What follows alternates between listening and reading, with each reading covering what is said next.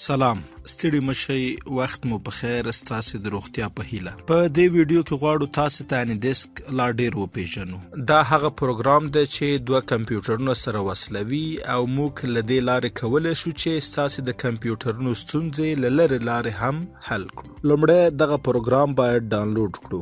د ډاونلوډولو لپاره راځو په دغه برخه کې مایکروسافټ ایج پرانیزو. په پلټولو ځای کې دیسک لیکو. تاسو یې د سپیل سمه بڼه هم دلته کتلی شئ.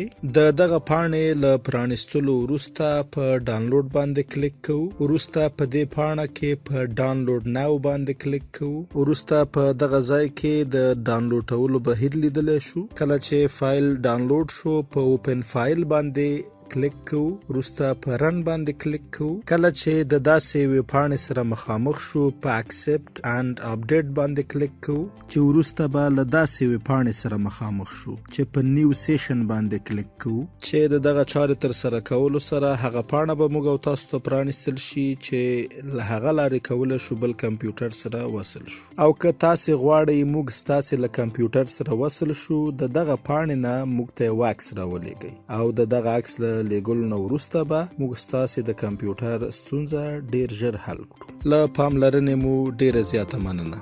د لا ډیرو معلوماتو لپاره د ایگزیکټ سیستم ټلګرام، یوټیوب چینل او ویب سایټ ته سرور ښکاره کړئ.